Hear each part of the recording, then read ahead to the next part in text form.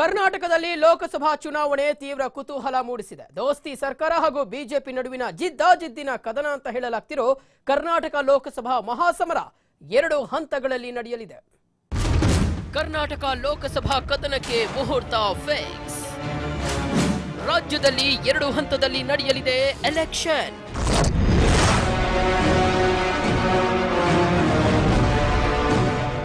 S, ಕರ್ನಾಟಕದಲ್ಲಿ ಲೋಕಸಭಾ ಚುನಾವಣೆ ತೀವ್ರ ಕುತೂಹಲ ಮೂಡಿಸಿದೆ. ದೋಸ್ತಿ ಸರ್ಕಾರ ಹಾಗೂ ಬಿಜೆಪಿ ನಡುವಿನ ಜಿದ್ದಾಜಿದ್ದಿನ ಕದನ ಅಂತ ಹೇಳಲಾಗ್ತಿರೋ ಕರ್ನಾಟಕ ಲೋಕಸಭಾ ಮಹಾಸಮರ 2 ಹಂತಗಳಲ್ಲಿ ನಡೆಯಲಿದೆ. 28 ಲೋಕಸಭಾ ಕ್ಷೇತ್ರಗಳನ್ನು ಹೊಂದಿರೋ ಕರ್ನಾಟಕದಲ್ಲಿ ಕಳೆದ ಬಾರಿ ಒಂದೇ ಹಂತದಲ್ಲಿ ಮತದಾನ ನಡೆದಿತ್ತು. ಆದರೆ 17ನೇ ಲೋಕಸಭಾ ಕದನ ಕರ್ನಾಟಕದಲ್ಲಿ 2 ಹಂತಗಳಲ್ಲಿ ನಡೆಯಲಿದೆ.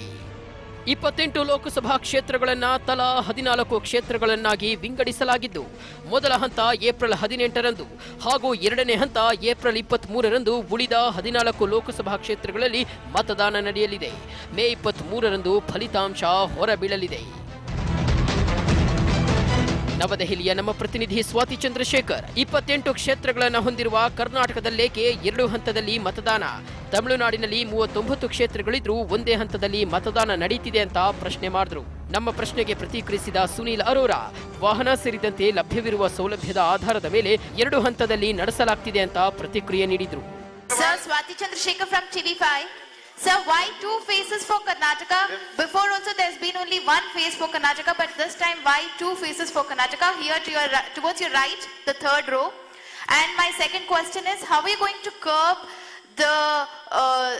the publishing of political parties in social media? Because it's not only the political parties that's going to publish news or advertisements in social media, it's also going to be from the general public. And my first question is, why 2 phases for Karnataka? Because even before there has been only for 28 constituencies. What is the logic behind this? When for Tamil Nadu it is 39 constituencies in 1 phase, but 28 constituencies of Karnataka for 2 phases. There is, I've been saying, and I am repeating very humbly but very firmly, that the phasing of elections depends on the movement of availability, transportation, and movement of forces.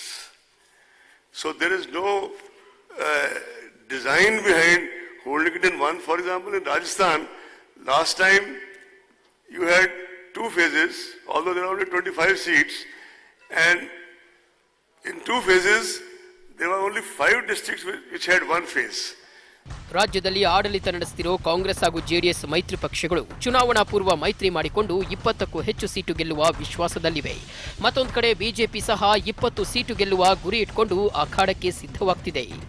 ಆ ದೃಷ್ಟಿಯಿಂದ ಪ್ರವಾಸ ಮುಗಿಸಿದ್ದೇವೆ, 24 ಲೋಕಸಭಾ ಕ್ಷೇತ್ರ ಹೋರಾಟ ಮಾಡಿದ್ದೇವೆ. So date fix ಆಗಿದೆ ನಮ್ಮ ನಿರೀಕ್ಷೆ ಅಂತ. ಚುನಾವಣಾ ಕಣಕ್ಕೆ ಧುಮುಕ್ತಾ ಇದೆ ಇವತ್ತಿಂದ. ಒಟ್ನಲ್ಲಿ ಕರ್ನಾಟಕ ಲೋಕಸಭಾ ಮಹಾಸಮರಕ್ಕೆ ಮುಹೂರ್ತ ಫಿಕ್ಸ್ ಆಗಿದೆ. 2 ಹಂತದಲ್ಲಿ ಮತದಾನ ನಡೆಯಲಿದ್ದು, ತಲಾ 14 ಕ್ಷೇತ್ರಗಳಲ್ಲಿ ಹೆಚ್ಚಿನ ಪ್ರಚಾರ ಮಾಡಲು ರಾಜಕೀಯ ಪಕ್ಷಗಳಿಗೆ ಸಮಯ ಸಿಕ್ಕಿದೆ. ಇದನ್ನ ಯಾವ್ಯಾವ ಪಕ್ಷಗಳು ಅದು ಹೇಗೆ ಎನ್ಕ್ಯಾಶ್ ಮಾಡಿಕೊಂಡು ಲಾಭ ಪಡಿತಾವೋ ಕಾದು ನೋಡಬೇಕಿದೆ. News desk TV5.